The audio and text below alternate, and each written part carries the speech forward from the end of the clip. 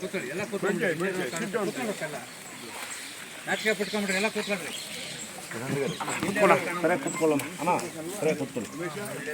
ಕೂತ್ಕೊಳ್ಳಿ, ಪರವಾಗಿಲ್ಲ.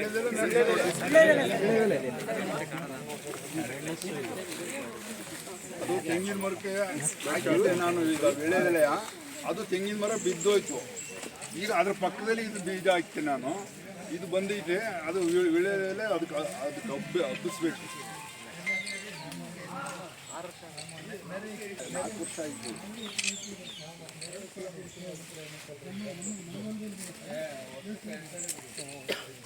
ಇಳೆದೆಲೆ ಹಾಕಿ ಎಷ್ಟು ದಿವಸ ಆಯ್ತಾನ?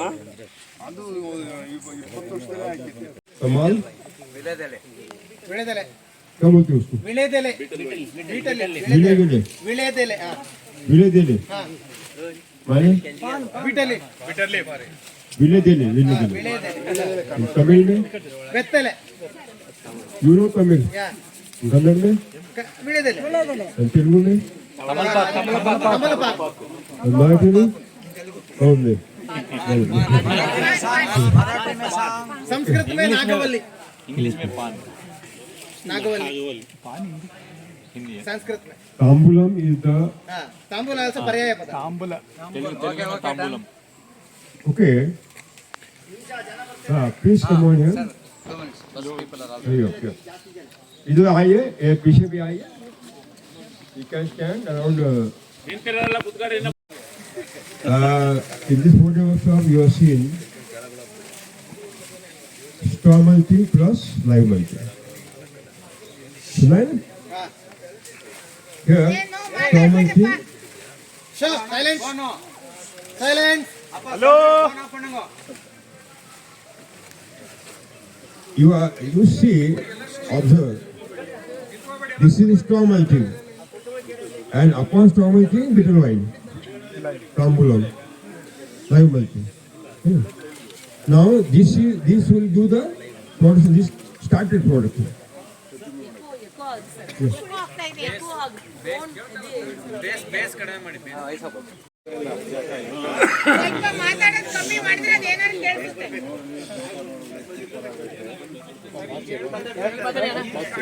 Okay. Stop. Okay. Okay. What is okay? Okay. Everything is okay. Please keep silent. Please keep silent.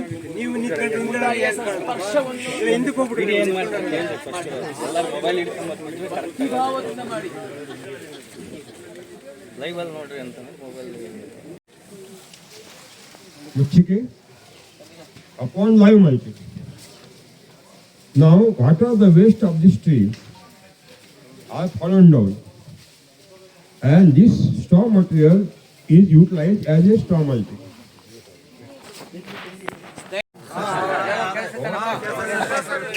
Mic ತಗೊಳ್ಳೋಣ ಯಾವುದಕ್ಕೂ.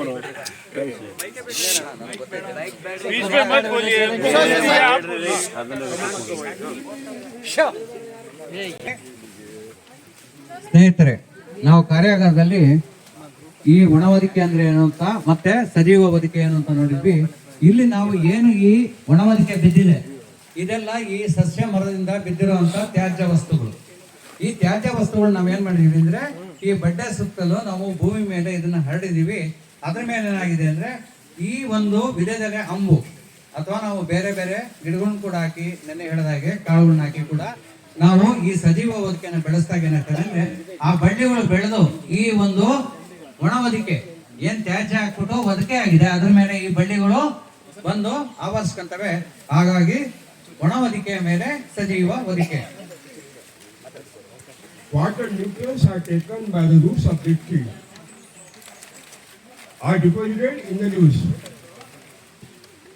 Water nutrients to the soil has been absorbed by the roots of this tree. When the leaves are fallen down, all the nutrients are existed in the deposited leaves, and after decomposition humus will be created. Through humus, entire nutrient will give available to the roots again. This is one cycle. Taken roots, deposit in the use, again return back to the soil. Again, it means this is the nutrient cycle. ಸ್ನೇಹಿತರೆ, ನೀವು ಹಿಂದೆ ಇರೋರು ಪದೇ ಪದೇ ಹೇಳ್ಬೇಕು ಅಂತಂದ್ರೆ ನಾನು ಸ್ವಲ್ಪ ನಾನು ಹೇಳಿದ್ರೆ ಕಠೋರವಾಗಿ ಹೇಳ್ಬಿಡ್ತೀನಿ, ಆಮೇಲೆ ಬೇಜಾರು ಮಾಡ್ಕೊಂತೀನಿ.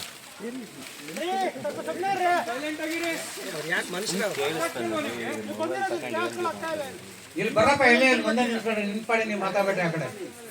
ಓಕೆ, ಸರಿ. ಸ್ನೇಹಿತರೆ, ನಾವು ಇನ್ನೊಂದೇನು ತಿಳ್ಕೊಂಡಿದ್ದೀವಿ ಕಾರ್ಯಾಗಾರದಲ್ಲಿ, ಸಸ್ಯಗಳು, ಮರ, ಗಿಡಗಳು ಬೇರು ಮುಖಾಂತರ ಭೂಮಿಯಲ್ಲಿರುವಂತ ಪೋಷಕಾಂಶಗಳನ್ನ ತಗೊಂತವೆ ಅಂತ ತಿಳ್ಕೊಂಡ್ವಿ. ಈ ಪೋಷಕಾಂಶಗಳನ್ನ ಏನ್ ತಗೊಂಡಿತ್ತು ಭೂಮಿಯಿಂದ ಬೇರುಗಳ ಮುಖಾಂತರ, ಅದು ಪೂರ್ತಿ ಈ ಸಸ್ಯ, ಮರ, ಗಿಡ, ಎಲೆ ಆದಿಯಾಗಿ ಪ್ರತಿಯೊಂದು ಭಾಗಗಳಲ್ಲೂ ಅದು ಶೇಖರಣೆ ಆಗಿದೆ. ಆ ಶೇಖರಣೆ ಆಗಿ ಒಣಗಿ ಬಿದ್ದ ನಂತರ ಏನಾಗುತ್ತೆ ಅಂದ್ರೆ, ಆ ಶರೀರದಲ್ಲಿರುವಂತ ಪೋಷಕಾಂಶಗಳನ್ನ ಭೂಮಿಯಲ್ಲಿ ಆದಂತ ಜೀವಾಣುಗಳು ಅದನ್ನು ವಿಘಟನೆ ಮಾಡಿ ಮತ್ತೆ ವಾಪಸ್ ಕೊಡ್ತವೆ. ಅಲ್ಲಿಂದ ಅದು ಹ್ಯೂಮಸ್ ಆಗಿ ಬದಲಾವಣೆ ಆಗುತ್ತೆ ಅಥವಾ ಜೀವನ ದ್ರವ್ಯ ಆಗುತ್ತೆ. ಆ ಜೀವನ ದ್ರವ್ಯವು ಮತ್ತೆ ಮರು ಪ್ರೊಸೆಸ್ ಅಲ್ಲಿ ಏನಾಗುತ್ತೆ ಅಂದ್ರೆ, ಆ ಬೇರುಗಳು ತಗೊಂಡು ನಿರಂತರವಾಗಿ ತಾನು ತಗೊಂಡಿರೋಂಥ ಪೋಷಕಾಂಶಗಳು ಮತ್ತೆ ವಾಪಸ್ ಭೂಮಿಗೆ ಬಿತ್ತು, ಅಲ್ಲಿ ಹ್ಯೂಮಸ್ ಆಯ್ತು, ಮತ್ತೆ ಅದನ್ನು ತೊಗೊಳುತ್ತೆ. ಇದು ನ್ಯೂಟ್ರಿಯೆಂಟ್ ಸೈಕಲ್ ಆಗಿ ಅದು ಮತ್ತೆ ಅದು ಆ ತಗೊಂಡಂತ ಪೋಷಕಾಂಶಗಳನ್ನ ಮತ್ತೆ ಒದಗಿಸ್ಕೊಡ್ತಾ ಇರುತ್ತೆ. ಹೌದೌದು, ಪೋಷಕಾಂಶಗಳು, ಆಹಾರ ಚಕ್ರ. ಆಹಾರ ಚಕ್ರ. फुल स्पीड में जा रहा. ये ट्रांसलेट है और पूछता है दूसरों को. Okay. You see, there is no mulching. Backside, full greenery, covered by the weeds. You know, where there is no mulching, there are weeds. Now you remove the one corner. थोड़ा निकालिए, इसके नीचे नहीं रहेगा. और देखिए weeds है, नहीं weeds है क्या? Is there weed? That means when you cover the soil and when the seeds of the weeds are germinated, they want sunlight. When you cover the soil, they do not get sunlight. And when they do not get sunlight, photosynthesis stops. And automatically they are dead. This is the natural weedicide. What is it? Natural weedicide. No chemical. ಸ್ನೇಹಿತರೆ, ನಾವೇನ್ ತಿಳ್ಕೊಂಡ್ವಿ, ಸಸ್ಯ ತ್ಯಾಜ್ಯಗಳು ಬಿದ್ದಾಗ ಆ ಪೋಷಕಾಂಶಗಳು ವಿಘಟನೆ ಆಗುತ್ತೆ, ಮತ್ತೆ ಸಸ್ಯಕ್ಕೆ ದೊರೆಯುತ್ತೆ ಅಂತ ಒಂದು ಭಾಗವಾಗಿ ನೋಡ್ರಿ. ಎರಡನೇ ಭಾಗವಾಗಿ ಇದು ಇಲ್ಲಿಂದ ಮುಗಿದ ನಂತರ ಶಾಂತವಾಗಿ ಹಿಂದೆ ತಿರುಗಿ ನೋಡಿ, ಎದ್ದು ನಿಂತ್ಕೊಂಡು ಇವಾಗಲ್ಲ, ಹಿಂದೆ ಏನಾಗಿದೆ ಅಂದ್ರೆ ಪೂರ್ತಿ ಹಸಿರು. ಆ ಹಸಿರು ಏನಿದೆ, ಭೂಮಿ ಮೇಲೆ ಕಳೆ ಇದೆ, ಸಾಕಷ್ಟು ಕಳೆಗಿಡಗಳು ಅಲ್ಲಿ ಬೆಳ್ಕೊಂಡಿದ್ದಾವೆ. ಆದ್ರೆ ಇಲ್ಲಿ ನೀವು ಈ ಏನು ಸಸ್ಯ ತ್ಯಾಜ್ಯ ಹಾಕಿದೀವೋ ಇದನ್ನ ನಾವು ತೆಗೆದಾಗ ನೀವು ನೋಡ್ರಿ, ಇಲ್ಲಿ ಯಾವುದೇ ಒಂದು ಕಳೆ ಗಿಡ ಇಲ್ಲ. ಏನಾಗ್ತಿದೆ ಹಂಗಾರೆ ಇಲ್ಲಿ? ಹಂಗಾರಲ್ಲಿ ಕಳೆ ಬೀಜಗಳು ಇರ್ಲಿಲ್ವಾ? ಖಂಡಿತವಾಗ್ಲೂ ಅಲ್ಲಿ ಕಳೆ ಬೀಜಗಳು ಇದ್ವು. ಅವು ಹುಟ್ಟೋದು ಕೂಡ. ಹುಟ್ಟಿದ್ರೆ ಏನಾಯ್ತು ಅಂದ್ರೆ, ಮೇಲ್ಮನೆಯಲ್ಲಿ ನಾವು ಈ ಸಸ್ಯ ತ್ಯಾಜ್ಯಗಳನ್ನ ಮುಚ್ಚಿದ್ವಿ.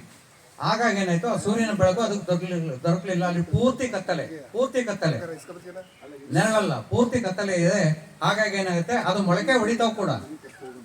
ಅವು ಆ ಏನು ಜೀನಾಲ ಇದೆ ಅಥವಾ ಅದನ್ನೇ, ಅದ್ರ ಮುಖಾಂತರ ಏನಾಗುತ್ತೆ, ಅವು ಮೊಳಕೆ ಹೊಡಿಲೇಬೇಕು, ಹೊಡೆಯುತ್ತೆ. ಆದ್ರೆ ಯಾವಾಗ ಅಲ್ಲಿ ಕತ್ಲೆ ಇರುತ್ತೆ, ಅಲ್ಲಿ ದ್ವಿತೀಯ ಸಂಶ್ಲೇಷಣೆ ನಡೆಯಲ್ಲ, ಅವೇನಾಗುತ್ತೆ, ಸಾವನ್ನ ಅಪ್ತವೆ. ಇದರಿಂದ ಏನಾಗುತ್ತೆ, ನಾವು ಕಳೆ ನಿಯಂತ್ರಣ ತನ್ನಿಂದ ತಾನೇನೆ ಆಗುತ್ತೆ. ಇದು ಅತಿ ಉತ್ಕೃಷ್ಟವಾದ ಒಂದು ಕಳೆನಾಶಕ ಅಂತ ಹೇಳ್ತಾರೆ. ಕಳೆನಾಶಕ ಅಂದ್ರೆ ಮತ್ತೆಲ್ಲ ಹೋಗ್ಬೇಡ್ರಿ. ಈ ರೀತಿ ನೀವು ಭೂಮಿ ಮುಚ್ಚಿದ ತಕ್ಷಣ ಏನಾಗುತ್ತೆ, ಹುಟ್ಟುತ್ತವೆ, ಆದ್ರೆ ಬೆಳಕು ಸಿಗಲ್ಲ, ಕತ್ಲಲ್ಲಿ ಅವು ಪೂರ್ಣವಾಗಿ ಸತ್ತೋಗ್ತವೆ. ಹಾಗಾಗಿ ನಿಮಗೆ ಅತಿ ಉತ್ಕೃಷ್ಟವಾಗಿ ಕಳೆ ನಿಯಂತ್ರಣ ಸಂಪೂರ್ಣ ತಮ್ಮ ತೋಟದಲ್ಲಿ ಆಗತ್ತೆ. You take the soil, it is dry. It is dry. अभी पानी डालो, कल स्प्रिंकलर डालो. कल पानी डाला. But inside the mulching, you take the soil. It is moist. The inner soil is also moist. That means this water is taken from the atmosphere. Yesterday you have seen. ಸ್ನೇಹಿತರೆ, ಎಲ್ಲಿ ನಾವು ಈ ಒಣವದಿಕೆ ಮಾಡಿದೀವಿ ಅಲ್ಲಿ ಆ ಒಣವದಿಕೆ ಕೆಳಗಡೆ ಇರುವಂತ ಮಣ್ಣನ್ನು ನೀವು ತಗೊಂಡ್ರೆ ಅತಿ ಶೀತವಾಗಿದೆ, ಅತಿ ತೇವವಾಗಿದೆ. ಅದನ್ನೇ ನಾವು ಇವರು ನೆನ್ನೆ ಇಲ್ಲಿ ಏನು ತುಂತುರು ನೀರಾವರಿ ಮಾಡಿರೋದ್ರಿಂದ ಸ್ವಲ್ಪ ಹೆಚ್ಚು ತೇವ ಇದೆ. ಇನ್ನೊಂದು ದಿವಸ 2 ದಿವಸ ನೀವು ಅಲ್ಲಿ ಬಿಟ್ಬಿಟ್ಟು ಅಥವಾ ಆ ಮಣ್ಣನ್ನು ಏನು ಈ ಸಸ್ಯ ತ್ಯಾಜ್ಯದ ಕೆಳಗಡೆ ಇರೋ ಮಣ್ಣಿಗಿಂತ ಆ ಪಕ್ಕದಲ್ಲಿ ನೀವು ತಗೊಂಡ್ರೆ ಅದು ಪೂರ್ಣವಾಗಿ ಒಣಗಿರುತ್ತೆ ಅಥವಾ ಅತಿ ಕಡಿಮೆ ತೇವ ಇರುತ್ತೆ. ಆದ್ರೆ ಈ ಸಸ್ಯ ತ್ಯಾಜ್ಯದ ಕೆಳಗೆ ಏನು ಒದಿಸಿದೆ ಅದ್ರ ಕೆಳಗಡೆ ನೀವು ಮಣ್ಣನ್ನು ತಗೊಂಡ್ರಿ ಅಂದ್ರೆ ತುಂಬವಾಗಿ ಅದು ಶೀತವಾಗಿರುತ್ತೆ ಮತ್ತು ಹೆಚ್ಚು ತೇವಾಂಶ ಅದರೊಳಗೆ ಇರುತ್ತೆ. There is no mulching. Color is whitish black, not 100% black. But you see, under soil it is black.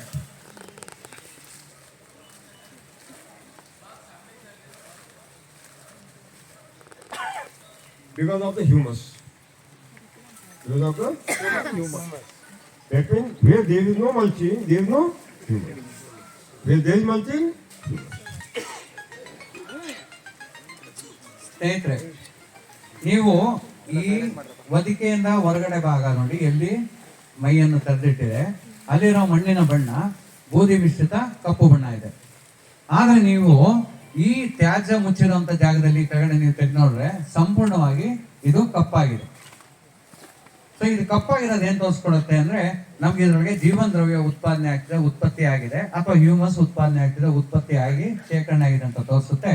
ಹೊರಭಾಗದಲ್ಲಿ ಎಲ್ಲಿ ನೀವು ಮುಚ್ಚಿರಲ್ವೋ ಅಲ್ಲಿ ಜೀವನ ದ್ರವ್ಯ ಉತ್ಪಾದನೆ ಆಗೋದಿಲ್ಲ. if you take the soil under the mulching and take the smell, you will get variable, beautiful smell.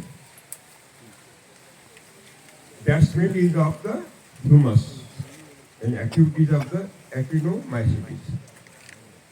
But the vacant smell, you take the smell, there is no smell. ಸ್ನೇಹಿತರೆ, ಅದೇ ಈ ತ್ಯಾಜ್ಯನ ನಾವು ಮುಚ್ಚಿರುವಂತ ಜಾಗದಲ್ಲಿ ಅದ್ರ ಕೆಳಗಿರುವಂತ ತೇವ ಮಣ್ಣನ್ನು ನೀವು ಕೈ ತಗೊಂಡಾಗ ಅದು ಯಾವ ತರ ವಾಸನೆ ಸುಗಂಧ ಬರ್ತಿದೆ ಅಂತ ನೀವು ಕೈಯನ್ನ ಹಿಂಗೆ ತಗೊಂಡು ಮೂಗಿನ ಕಡೆ ಹೋದ್ರೆ ಅದು ನೇರವಾಗಿ ನಿಮ್ ಬಾಯಿನ ಕಡೆ ಹೋಗುತ್ತೆ. ಅಷ್ಟು ಚೆನ್ನಾಗಿರುತ್ತೆ, ಅದರ ಸುವಾಸನೆ ಅಷ್ಟು ಸುಗಂಧವಾಗಿರು ಭರಿತವಾಗಿರುತ್ತೆ. ಅದೇ ನೀವು ಎಲ್ಲಿ ಈ ಸಸ್ಯ ತ್ಯಾಜ್ಯ ಮುತ್ತಿಲ್ಲ ಆ ಕಡೆಯಿಂದ ತಗೊಂಡೋಗಿ ನೋಡಿ ನೀವು ಸೋನಾ ಮಸೂರಿ ಅನ್ನ ಮಾಡ್ತಿರಲ್ಲ ಆ ತರ ಇರುತ್ತೆ. ಬಾಯಿಗೆ ಹಾಕೊಂಡ್ರೆ ಬರೇ ಅನ್ನನ ಉಗಿಯಂಗಿರುತ್ತೆ. ಆ ತರ ಅದ್ರದ್ದು ಒಂಚೂರು ಸುವಾಸನೆನೂ ಇರಲ್ಲ, ಅದ್ರದ್ದು ರುಚಿನೂ ಇರಲ್ಲ, ವಾಸನೆನೂ ಇರಲ್ಲ.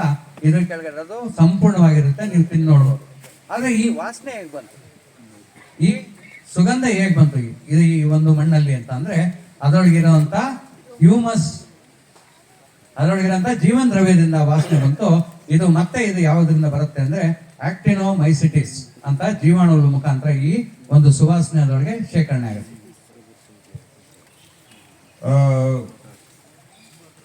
Guru has, I think, that utilized the French scent in the soil.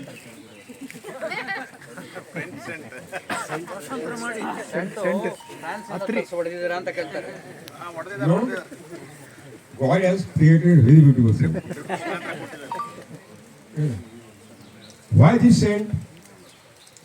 famous. It is an indication that humus creation is started. ಈ ಸುಗಂಧ ವಾಸನೆ ಎಲ್ಲಿಂದ ಬಂತು? ಪರಿಮಳ. ಪರಿಮಳ, ಧನ್ಯವಾದ.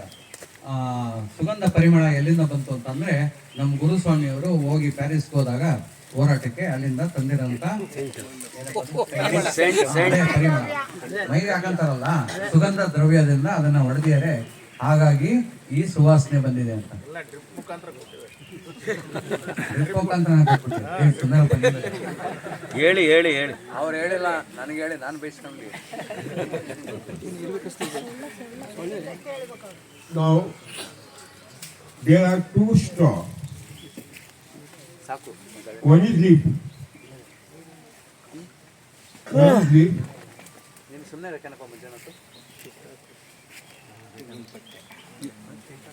In my right hand, flat leaf. In left hand, this is the bigger stalk.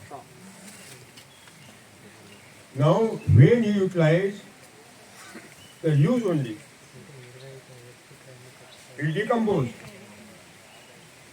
But the carbon is not deposited in the soil very well. When the carbon is released, automatically it is oxidized in the atmosphere by oxygen, and carbon dioxide is there. But that means it is a volatile carbon. ये भगोड़ा है, भाग जाता है ना? लेकिन there is small quantity of the lignin and cellulose in this leaf. But in this matter, it is old, hard. It is having more than 40% lignin and cellulose. It decomposes very slowly. And humus is created only slowly decomposing, not fast.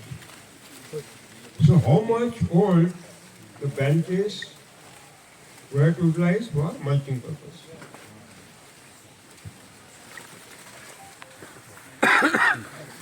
ಸ್ನೇಹಿತರೆ, ನನ್ನ ಕೈಯಲ್ಲಿ 2 ತರದ ವಧಿಕೆಯ ವಸ್ತು ಇದಾವೆ.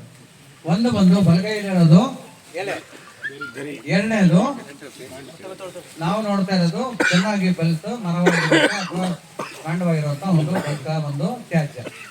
ಈ ಯಾವಾಗ ನಾನು ಬಲಗೈಲಿರುವಂತ ಎಲೆ ಪದಾರ್ಥವನ್ನ ನಾವು ಭೂಮಿ ಮೇಲೆ ಹಾಕಿ ನಾವು ಹೊದಿಕೆಯಾಗಿ ಉಪಯೋಗಿಸ್ತೀವಿ, ಅತಿ ಶೀಘ್ರವಾಗಿ ಇದು ವಿಘಟನೆ ಆಗುತ್ತೆ, ಡಿಕಂಪೋಸ್ ಆಗುತ್ತೆ.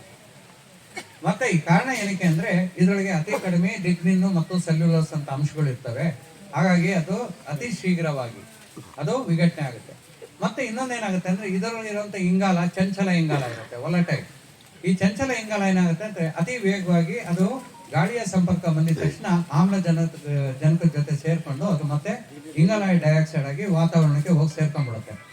ಆದ್ರೆ ಈ ಬಲಿತ ಯಾವುದೇ ನೀವು ಒಣವದಿಕೆ ಹಾಕ್ತಿರಂತ ಅತಿ ಹೆಚ್ಚು ಪೂರ್ಣವಾಗಿ ಬಲಿತ ಅಂದ್ರೆ ನಿಮ್ಗೆ ಇಲ್ಲಿ ತೆಂಗಿನ ಇಟ್ಕಾಣ್ತಿದೆ, ನೀವು ಯಾವುದೇ ಒಂದು ಇಟ್ಕೊಂಡ್ರೆ ಎಲೆ ಆಗ್ಲಿ ಕಾಂಡ ಆಗ್ಲಿ ಇದಾಗ್ಲಿ ಪೂರ್ಣ ಬಲಿತದಂತ ನೀವು ಕಿತ್ತಾಗ ಅದನ್ನ ಭೂಮಿ ಮೇಲೆ ಉಪಯೋಗಿಸಿದಾಗ ಏನಾಗುತ್ತೆ ಅಂದ್ರೆ ಇದರೊಳಗೆ ಇರುವಂತ ಸ್ಥಿರ ಇಂಗಾಲ ಮತ್ತು ಹೆಚ್ಚು ಗಾಢವಾದ ಲಿಗ್ನಿನ್ ಮತ್ತು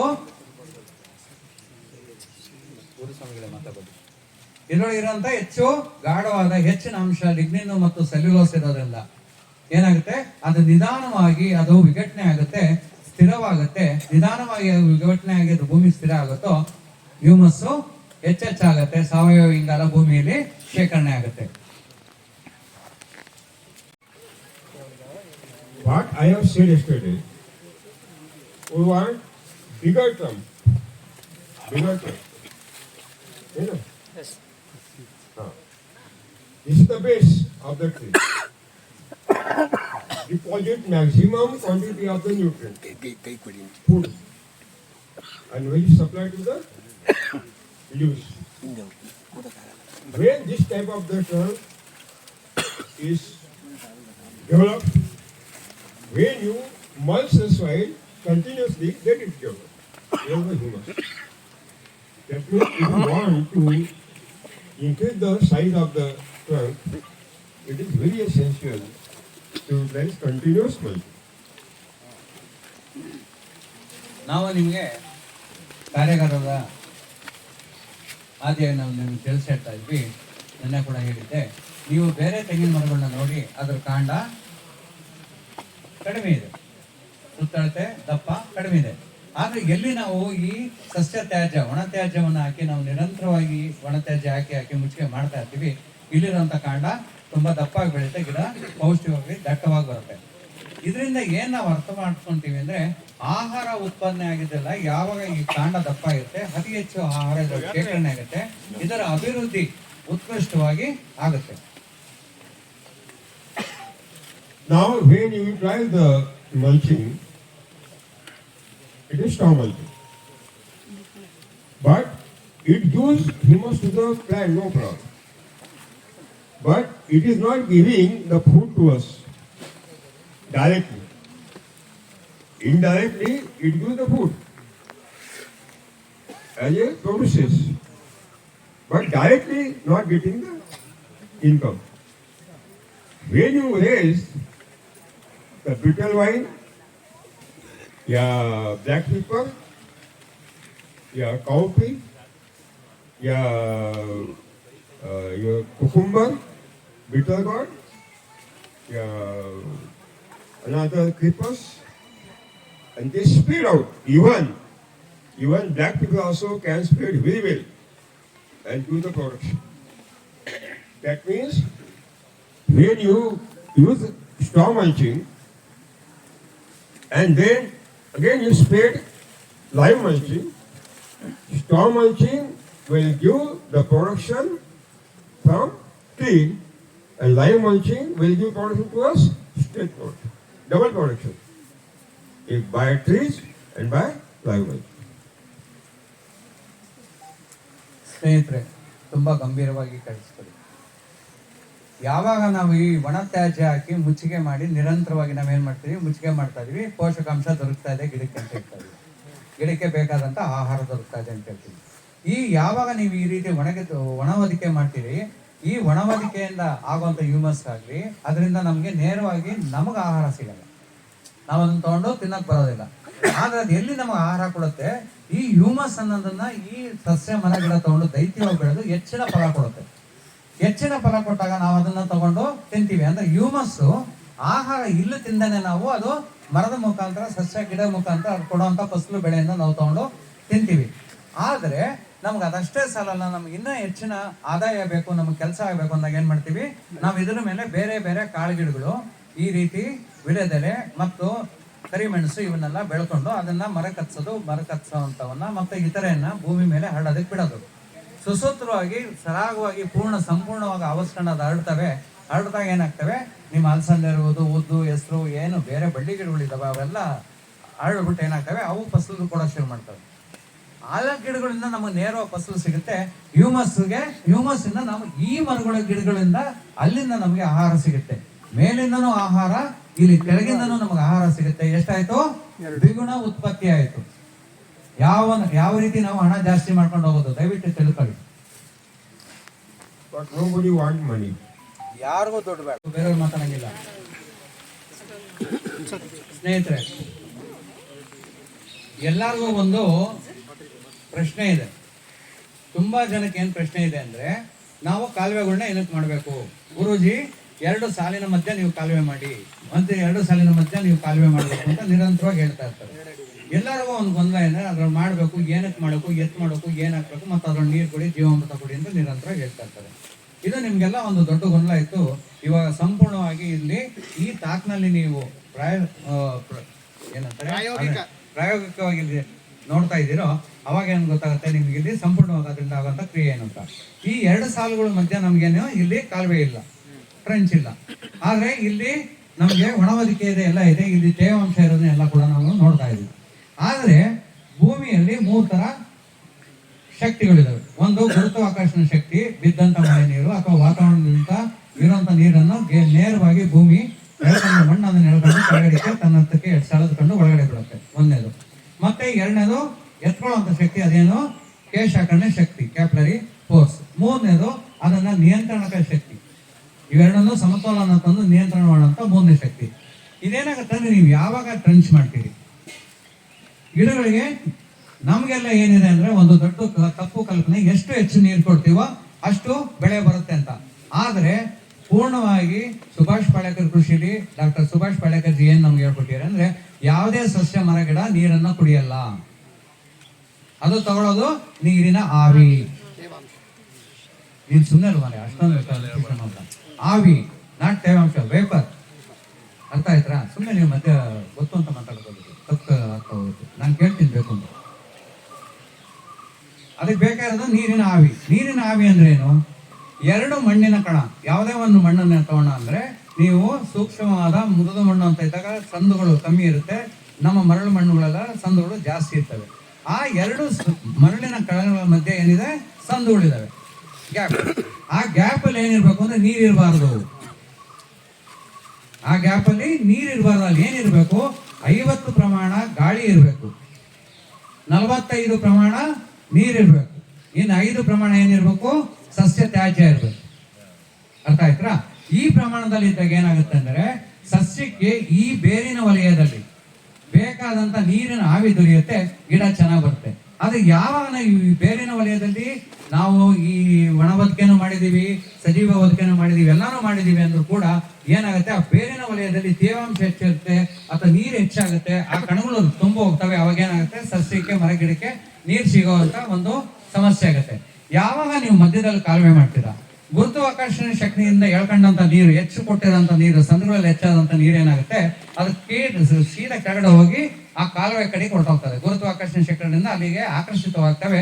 ಇಲ್ಲೇನಾಗ್ತವೆ, ಆ ನೀರು ಆ ಕಣಗಳ ಮಧ್ಯೆ ಬಿಡುಗಡೆಯಾಗಿ ಅರ್ಧ ಪ್ರಮಾಣದಲ್ಲಿ ಏನ್ ಇರಬೇಕು ಅಷ್ಟು ಮಾತ್ರ ನೀರು ಉಳಿತದೆ, ಮಿಕ್ಕಿದೆಲ್ಲ ಗಾಳಿ ಮತ್ತು ಸಸ್ಯ ತ್ಯಾಜ್ಯ ಅಲ್ಲಿ ಉಳಿತದೆ. ಅತಿ ಉತ್ಕೃಷ್ಟವಾದ ವಾಪ್ಸ ಇಲ್ಲಿ ತೇವಾಂಶ ಅನ್ನೋದು. ಕಣಗಳ ಮಧ್ಯೆ ಅಂತ ತೇವ, ಕಣಗಳ ಮಧ್ಯೆ ಇರೋಂಥ ನೀರು ಅರ್ಧ ಪ್ರಮಾಣದಲ್ಲಿ ಇರಬೇಕು. ಅದನ್ನ ಏನಂತೀವಿ ನಾವು, ವಾಪ್ಸ ಅಂತ ಅಂತೀವಿ. ಈ ವ್ಯವಸ್ಥೆ ಮಾಡಬೇಕು ಅಂತ ಅಂದಾಗ ಅತಿ ಉತ್ಕೃಷ್ಟವಾದ ನಿಮ್ಗೆ ಇಳುವರಿ ಬರಬೇಕು ಅಂತ ಅಂದಾಗ ಏನ್ ಬೇಕು, ಈ ನೀರು ಇಲ್ಲಿಂದ ತೆಗೆದು ಬೇರಿನ ವಲಯದಿಂದ ತೆಗೆದು ನಾವು ಆ ಕಾಲುವೆ ಕಡೆ ಕಳಿಸಿದಾಗ ಏನಾಗುತ್ತೆ, ಅಲ್ಲಿ ಅದು ಹಿಂಗುತ್ತೆ, ನಮಗೆ ಬೇಕಾದ ಕೇಶ ಕಣ್ಣಲ್ಲಿ ಬರುತ್ತೆ. ಆದ್ರೆ ಇಲ್ಲೇನಾಗುತ್ತೆ, ಆ ನೀರಿನ ಅಂಶ ಮಾತ್ರ ಉಳಿಯುತ್ತೆ. ಸಸ್ಯಕ್ಕೆ ಬೇಕಾದಂತ ಅತಿ ಉತ್ಕೃಷ್ಟವಾದ ನೀರಿನ ಆವಿ ದೊರೆಯುತ್ತೆ. ಅತಿ ಉತ್ಕೃಷ್ಟವಾದ ಸಸ್ಯ ಮರಗಳು ಬೆಳಿತವೆ. ಅತಿ ಉತ್ಕೃಷ್ಟವಾಗಿ ರೋಗಮುಕ್ತವನ್ನು ಅತಿ ಹೆಚ್ಚು ಬೆಳೆ ಕೊಡ್ತವೆ. 60 to 90 square feet. How much? 90. That means we can plant reconnect 8 by 8 or 9 by 9. But you see South India, 4 feet, 5 feet, 3 feet, not giving the front. It is totally madness. एक बहुत बड़ा तगड़ा आदमी है, छोटी जगह में घुसेगा वो? आपने उस घुसने को कहा तो पड़ेगा.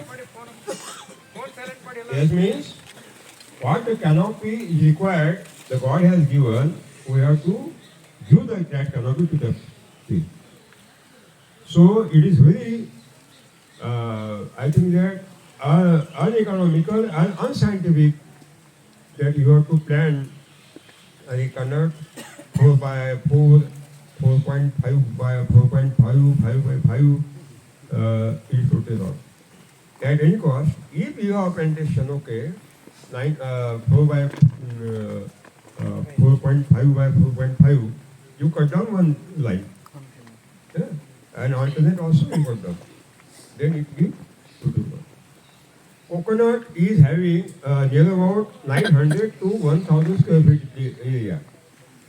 That means coconut should be planted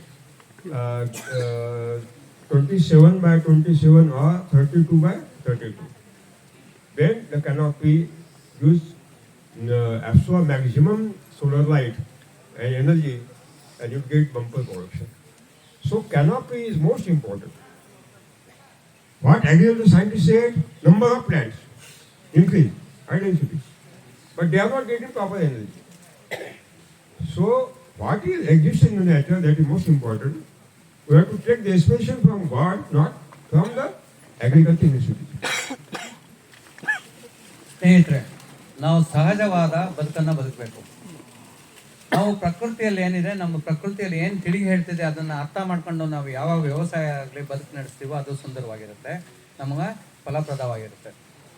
ಅಡಿಕೆಗೆ ಚಾಮರ ಅಥವಾ ಕ್ಯಾನಪಿ ಎಷ್ಟು ಬೇಕು ಅಂತಂದರೆ 60 to 70 ಚದರಡಿ ಇರಬೇಕು.